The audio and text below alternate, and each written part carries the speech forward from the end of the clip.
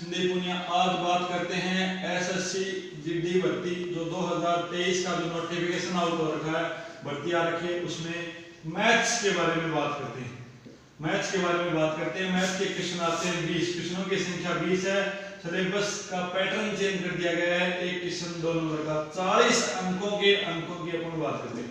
40 अंकों की मैथ आती है, इनकी बात करते हैं। इस प्रकार की चीजें देखने के लिए डेली आप अपने चैनल पर आपको क्लासें मिलेंगी, जिस चैनल का नाम है army fitness Sandeep, YouTube channel का आपका नाम है। इस यूट्यूब चैनल पर आपको डेली एसएससी जीडी के मैथ की एक क्लासें आपको डेली मिलेंगी। आज अपन बात करते हैं मैथ के बारे में। तो मैथ में से कई टॉपिक जुड़े हुए हैं। मैं पहले टॉपिक से बात करता हूं। आज मैथ में कौन कौन से टॉपिक हैं मैं बात करता हूं। नंबर सिस्टम, संख्या पद्धति की अपन बात करेंगे। मैथ में फर्स्ट टॉपिक जुड़ा हुआ है संख्या पद्धति। संख्या पद्धति के बाद में अपन बात करेंगे किसी भी संख्या का औसत ज्ञात करना और अंकों का योग ज्ञात करना। अंकों के योग की अपन इसके बाद में बात करेंगे। इसके बाद में एसएससी का टॉपिक जुड़ा हुआ है किसी भी संख्या का जो पूर्णांक है उसके वर्ग और घनों का योग ज्ञात करना। वर्गों का योग और घनों के योग पर क्वेश्चन आता है। इसके बाद में मैं बात करूंगा किसी भी टॉपिक के एलसीएम और एचसीएफ से अपन बात करते हैं। उसके बाद में टॉपिक जुड़ा हुआ है अनुपात और समानुपात, इनकी बात करते हैं। अनुपात और समानुपात के अंदर एसएससी जीडी में सबसे ज्यादा पूछा जाने वाला टॉपिक है एज, आयु। किसी भी व्यक्ति की आयु की गणना अपन कैसे करते हैं, इस टॉपिक से क्वेश्चन काफी आता है। इसके बाद में आयु के बाद में व्यक्ति की साझेदारी, साझे से क्वेश्चन आता है। साझेदारी किसी भी धंधे के अंदर साझा करना, दो पार्टनर मिलना, पार्टनरी या साझेदारी से क्वेश्चन आता है। इसके बाद में अपन बात करेंगे टॉपिकों के बारे में। अपन इससे आगे बढ़ते हुए बात करेंगे, बात करते हैं प्रतिशत की। प्रतिशत से टॉपिक क्वेश्चन आता है। प्रतिशत के बाद में लाभ और हानि, प्रॉफिट और लॉस से एसएससी जीडी यहां से क्वेश्चन कंपल्सरी आता है। लाभ और हानि के बाद में इनका एनालिसिस, मिश्रण से क्वेश्चन आता है। मिक्स क्वेश्चन, इतने प्रतिशत लाभ पर एक को बेचा, दूसरे को इतने प्रतिशत पर हानि पर बेचा, तो कितने प्रतिशत मिश्रण पर क्या प्रभाव पड़ा। इसमें चीनी और दूध के मिलावट वाले क्वेश्चन काफी पूछे जाते हैं। इसके बाद में मैं बात करता हूं टाइम एंड वर्क की, समय और कार्य से क्वेश्चन आएगा। फिर टॉपिक आएगा समय और चाल और ट्रेन से संबंधित क्वेश्चनों की अपन बात करते हैं। इस प्रकार ये टॉपिक इनमें पूछे जाएंगे। ऐसे ही टॉपिक पूरी, इसके बाद में छत्रमती और जयामती इसके अंदर पूरी जुड़ गई। बात करते हैं छत्रमती और जयामती से क्वेश्चन आएंगे, उनकी अपन बात करेंगे। छत्रमती और जयामती के बाद में एक पूरी टॉपिक टिकी हुई है त्रिकोणमती। त्रिकोणमती एक फलन, त्रिकोणमती एक फलन पर अपन बात करते हैं। इसके बाद में एसएससी क्वेश्चन पूछती है लॉग पर, और एसएससी की इसके बाद में क्वेश्चन पूछेगी लॉग के बारे में अपन बात करते हैं। तो क्वेश्चन पूछती है वर्गों और घनों पर आधारित क्वेश्चन, और पूरी की पूरी घातांक और करनी इस पर जुड़ी हुई है। अपन घातांक और करनी की बात करेंगे। इस प्रकार सूत्रों पर आधारित क्वेश्चन भी पूछे जाते हैं। सूत्रों पर आधारित क्वेश्चनों की अपन बात करेंगे। इसके बाद में एसएससी सबसे बड़ा टॉपिक उठाती है द्विघात समीकरण, जिसको अपन बोलते हैं द्विपद प्रमेय। द्विपद प्रमेय से क्वेश्चन आता है, इस क्वेश्चनों की अपन बात करेंगे। इस प्रकार अपन बात करते हैं ये आर्मी की एसएससी जीडी के अंदर पूछे जाने वाले जो जीडी से भर्ती होने जा रही है, उसके अंदर इन टॉपिकों से क्वेश्चन अपने को पूछे जाते हैं। अपन प्रत्येक टॉपिक को एक क्लास लेकर आ रहे हैं, इसके अंदर प्रत्येक टॉपिक का गहराई से अध्ययन और उसके क्वेश्चनों को करेंगे कि टेस्ट के अंदर कैसे क्वेश्चन पाए जाते हैं। हर टॉपिक के ऊपर विश्लेषण करते हुए एक एक टॉपिक को पूरा क्लियर करेंगे। मैं आज बात करता हूं पहले टॉपिक से, नंबर सिस्टम, संख्या पद्धति। इस टॉपिक को लेके चलता हूं और इस टॉपिक से अपन शुरुआत करते हैं, और अपन पूरे सिलेबस तक, जब तक सिलेबस संपूर्ण होता है, एक एक टॉपिक को पूरी गहराई से पढ़ेंगे। किसी भी प्रकार की जानकारी या कोई क्वेश्चन आपको समझ में नहीं आ रहा है तो आप उसको नीचे मैसेंजर पर मैसेज करके आप बता सकते हैं। अपन पूरे टॉपिक की गहराई से पढ़ेंगे। तो अपन बात करते हैं पहला टॉपिक संख्या पद्धति। करता हूं फर्स्ट टॉपिक की बात करता हूं। टॉपिक का नाम है संख्या पद्धति, जिसको इंग्लिश में बोलते हैं नंबर सिस्टम। संख्या पद्धति, संख्या पद्धति में अपन एक संख्या पद्धति से संख्याओं का अध्ययन, संख्या पद्धति क्या होती है, संख्याओं का अध्ययन संख्या पद्धति कहलाती है। इसके अंदर अपन संख्याओं का अध्ययन करेंगे। संख्याओं के अध्ययन की अपन बात करते हैं। बात करते हैं नंबर संख्याएं क्या होती है, तो संख्याओं के प्रकार की अपन बात करते हैं। पहली संख्या होती है प्राकृत संख्या। प्राकृत संख्या, प्राकृत संख्या की अपन बात करते हैं। प्राकृत संख्या वे संख्याएं होती हैं, प्राकृत संख्या वे सभी संख्याएं होती हैं। प्राकृत संख्याओं को इंग्लिश में बोलते हैं नेचुरल नंबर। तो वे सभी संख्याएं जो प्रकृति में अपने को देखने को मिलती है, जो प्रकृति में देखने को मिलती है, संख्याएं प्राकृत संख्याएं कहलाती हैं। देखने को मिलती हैं वह सभी संख्याएं प्राकृत संख्याएं कहलाती हैं। अर्थात मैं कह सकता हूं प्राकृत संख्याएं एक से शुरू होके अनंत की ओर जाने वाली सभी संख्याएं प्राकृत संख्याएं कहलाती हैं। ये सारी की सारी संख्याएं प्राकृत संख्याएं कहलाती हैं।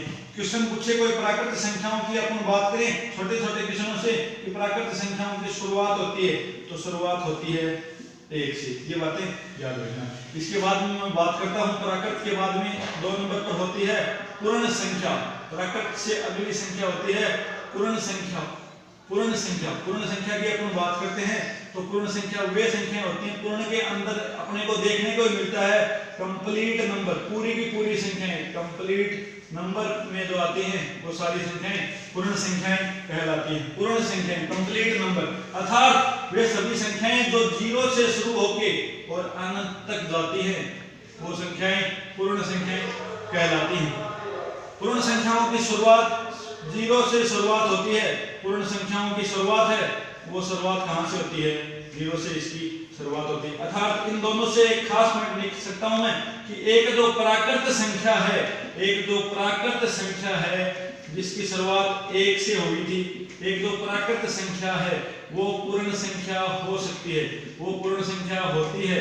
पूर्ण संख्या होती है क्योंकि पूर्ण की शुरुआत 0 से होती है। अर्थात मैं कह सकता हूं कि प्राकृत संख्या पूर्ण संख्या में समा सकती है, समा सकती है। प्राकृत संख्या है वो पूर्ण संख्या में समा सकती है। तो एक प्राकृत संख्या पूर्ण संख्या का उदाहरण है। लेकिन इसके विपरीत अपन बात करते हैं तो पूर्ण संख्या एक प्राकृत संख्या नहीं हो सकती क्योंकि इसमें 0 शामिल नहीं है। तो पहले बात की थी प्राकृत संख्याओं की, तो वे सभी संख्याएं जो प्रकृति में देखने को मिलती हैं प्राकृत संख्याएं कहलाती है। फिर बात करता हूं पूर्ण संख्याओं की। पूर्ण कंप्लीट नंबर, तो 0 से लेकर अनंत तक की सारी संख्याएं पूर्ण संख्याएं कहलाती है। इसके बाद में मैं बात करता हूं 3 नंबर पॉइंट की। तो इससे जुड़ा हुआ मैं बात करता हूं पूर्णांक नंबर। अगली संख्या जोड़ तो बात करते हैं पूर्णांक संख्याएं। पूर्णांक, पूर्ण अंक, इसी से अपन बात करते हैं। तो पूर्णांक में एक शब्द लिखा हुआ है पूर्णांक मतलब कि पूरे के पूरे अंक, पूरे के पूरे अंक पूर्णांक अंक। अर्थात ऋणात्मक और धनात्मक संख्याएं, ऋणात्मक जो नेगेटिव है प्लस धनात्मक संख्याएं पूर्णांक संख्याएं कहलाती हैं। ऋणात्मक प्लस जो धनात्मक संख्याएं देखने को मिलती हैं वो संख्याएं पूर्णांक संख्याएं कहलाती हैं। मैं कह सकता हूं ये एक स्केल है जिसके अंदर अंकों को दर्शाया जाता है, तो इसमें ये पॉजिटिव संख्याएं देखने को मिलती हैं 3, और इस प्रकार प्लस इंफिनिटी, -1, -2 और -इंफिनिटी।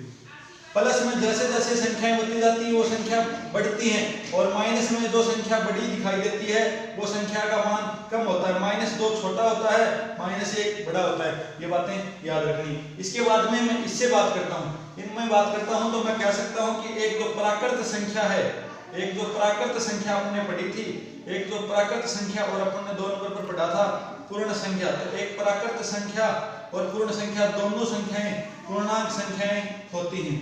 प्राकृत और पूर्ण दोनों संख्याएं अपन बात करते हैं तो दोनों संख्याएं पूर्णांक संख्याएं होती है, लेकिन एक पूर्णांक संख्या एक प्राकृत संख्या नहीं हो सकती और एक पूर्णांक संख्या एक पूर्ण संख्या भी नहीं हो सकती। इससे आगे की अपन बात करते हैं तो अगली संख्या की बात करते हैं वो है सम संख्या, इवन नंबर। अगली बात करते हैं सम संख्या। सम संख्या की अपन बात करते हैं तो मैं कह सकता हूँ सम संख्याएं वे सभी संख्याएं जो 2 से विभाजित होती हैं सम संख्याएं कहलाती हैं। अर्थात वे सभी संख्याएं जो 2 से विभाजित होती हैं सम संख्याएं कहलाती हैं। 2 से विभाजित वे सभी संख्याएं जिसको 2 से काटा जा सकता है वो संख्याएं सम संख्याएं कहलाती हैं। इसके विपरीत एंटीआर जो सीधे याद बात करें, ट्रिक से बात करें तो मैं कह सकता हूँ वे सभी संख्याएं जिनका इकाई अंक मैं बोलूं तो इकाई अंक को कहते हैं लास्ट अंक। लास्ट अंक यदि किसी भी संख्या का 0 या 2 4, 6 या 8 इकाई अंक 0 या 2 से विभाजित है वो सारी संख्याएं सम संख्याएं, सम संख्याओं को इंग्लिश में बोलते हैं इवन नंबर कहलाती है। जैसे मैं एग्जांपल के तौर पर बात करता हूं तो 28 लास्ट का अंक, 97 लास्ट का अंक। मैं बड़ी संख्या की बात करता हूं तो 6288 का लास्ट अंक, या अपन कह सकते हैं कि 12978 में लास्ट अक्षर 0, 2, 4, 6 या 8 में से कोई एक है वो सारी की सारी संख्याएं सम संख्याएं कहलाती हैं। इसके बाद में अपन अगली बात करते हैं विषम संख्या। अभी अपन ने बात की थी सम संख्याओं की। सम संख्याओं का जो पहला खास पॉइंट लिखा है सम संख्याएं, उसमें मैं पॉइंट लिखा है कि वे संख्याएं, मैंने कहा कि सम संख्याएं क्या होती हैं, वे संख्याएं जिनका इकाई अंक 0 या फिर 2 से विभाजित है। इकाई अंक 0 या 2 से विभाजित है वे सारी संख्याएं सम संख्याएं कहलाती हैं। वे संख्याएं सम संख्याएं कहलाती हैं। अर्थात मैं बात करता हूं इकाई अंक 0, 2, 4, 6 या 8, इनमें से कोई भी एक इकाई अंक है, इनमें से कोई भी एक इकाई अंक है, इकाई अंक बोले या लास्ट डिजिट बोले तो वो संख्याएं सम संख्याएं कहलाती हैं। इसके विपरीत बात करता हूं अगली संख्या की, नेक्स्ट संख्या की, विषम संख्याएं। विषम संख्याएं, विषम संख्याओं को इंग्लिश में बात करते हैं तो बोलते हैं ओल्ड नंबर। Old number. अगली संख्या की बात करते हैं विषम संख्या, ओल्ड नंबर।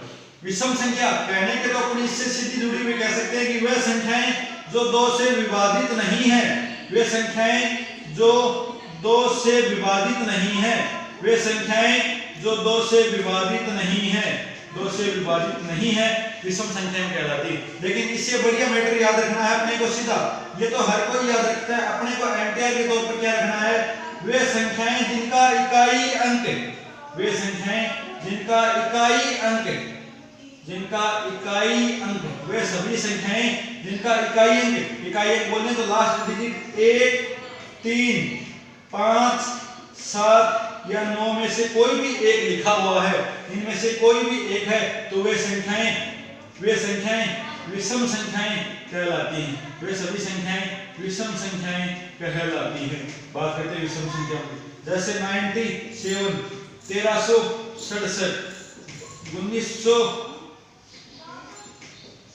1,96,887, कितनी भी बड़ी संख्या हो लेकिन इकाई अंक यदि इनमें से कोई एक लिखा हुआ है तो वो सारी की सारी संख्याएं विषम संख्याएं कहलाती हैं। ये था सम और विषम संख्या।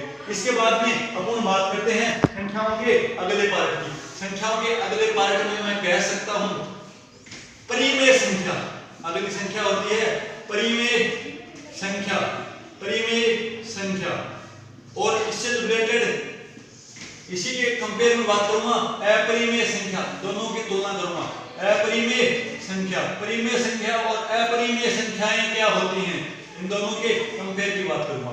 परिमेय संख्याएं, परिमेय संख्याएं वे सभी संख्याएं होती हैं, वे संख्याएं जिन्हें p अपॉन q अर्थात मैं बात करता हूं अंश बटा हर, p बटा q अर्थात अंश बटा हर के रूप में, हर 0 नहीं होना चाहिए, हर के रूप में लिखा जाता है, हर के रूप में लिखा जा सकता है, वह सभी संख्याएं परिमेय संख्याएं कहलाती हैं। अर्थात परिमेय संख्याएं वह सभी संख्याएं जिसको सरल करने पर, वे संख्याएं जिनको मैं सरल करूं तो सरल करने पर मान वास्तविक आना चाहिए, वास्तविक होना चाहिए, वास्तविक होना चाहिए।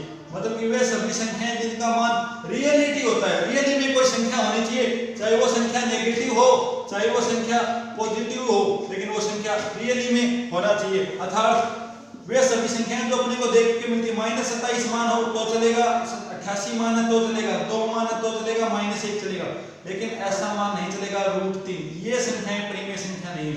अर्थात वे संख्याएं जिनमें रूट लगता है वो परिमेय नहीं होती, इसके अलावा सारी संख्याएं परिमेय संख्याएं कहलाती है। तो फिर अपरिमेय क्या बचता है, वे संख्याएं जिन्हें p अपॉन q के रूप में नहीं लिखा जाता, के रूप में नहीं लिखा जा सकता, जिन्हें नहीं लिखा जाता, वे संख्याएं अपरिमेय संख्याएं कहलाती हैं, नहीं लिखा जाना चाहिए। अर्थात रूट की सभी संख्याएं, वे सभी संख्याएं जिनमें रूट लगता है, इसको बोलते हैं रूट। रूट की सभी संख्याएं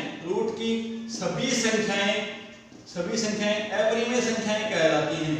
रूट की सभी संख्याएं अपरिमेय संख्याएं कहलाती हैं। अर्थात रूट 5 ये सभी संख्याएं रूट की हैं। रूट 27, रूट 96 ये संख्याएं अपरिमेय संख्याएं हैं। लेकिन मैं यहीं पर बोल दूं रूट 16 तो ये अपरिमेय संख्या नहीं है, क्योंकि इस संख्या का मान पॉसिबल है। रूट 16 का मान पॉसिबल है। मैं बात कर दूं रूट 64, मैं बात करूं रूट 81, मैं बात करूं रूट 9, ये संख्याएं परिमेय संख्याएं नहीं है। रूट तो है, क्योंकि में रूट की सारी संख्या परिमेय। अर्थात क्या होता है कि रूट में लिखा जाना चाहिए, सरल करने पर वास्तविक मान आना चाहिए। मैं रूट 64 को 8 बोल सकता हूँ, 8 मान रियलिटी में है, इसलिए ये संख्या अपरिमेय संख्या नहीं है, ये एक परिमेय संख्या बन गई। रूट 81 का वास्तव में मान 9 होता है, रूट 9 का मान 3 होता है, इसलिए ये संख्याएं तो परिमेय संख्याएं हैं। लेकिन यदि रूट 9 की जगह 64 की जगह मैं 65 लिख दूं तो उसका वास्तव में मान नहीं होता, रूट हटाकर उसको आइटा बोलते हैं, आइटा बोलते हैं। अर्थात वे संख्याएं जिनके आइटा लगता है, आई के ऊपर घात आइटा लगता है, वो आइटा अपरिमेय संख्याएं कहलाती हैं। रूट की वे संख्याएं जिन्हें सरल नहीं किया जा सकता, रूट की वे संख्याएं जिन्हें सरल नहीं किया जा सकता, रूट की वे संख्याएं जिन्हें सरल नहीं कर सकते, अर्थात जिनका कोई मान नहीं होता, वे संख्याएं अपरिमेय संख्याएं कहलाती हैं। याद रखना, परिमेय जिसको p अपॉन q के रूप में लिखा जा सकता है, अर्थात ऐसी संख्याएं जिनको सरल करने पर कोई भी मान वास्तव में होना चाहिए, मान निकलना चाहिए, वो संख्याएं परिमेय। और p बटा q के रूप में ना लिखकर रूट की सारी संख्याएं जिनका कोई मान नहीं होता, वे संख्याएं अपरिमेय संख्याएं कहलाती हैं।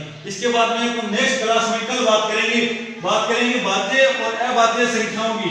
भाज्य और अभाज्य संख्याओं से कल शुरुआत करेंगे। आप सभी इस प्रकार हमारी मैथ की क्लास को देखने के लिए अपने चैनल को army fitness Sandeep YouTube channel है, जिसका लिंक आपको ये ग्रुप में शेयर कर देंगे। इसको सब्सक्राइब करो और डेली अपडेट शाम को 4 से 5 बजे तक अपनी क्लास देखने के लिए इस चैनल को आगे से आगे सब्सक्राइब करो। और किसी भी प्रकार की कोई भी दिक्कत है तो कमेंट में नंबर दिए मिलते हैं, उस पर मैसेज करो। धन्यवाद।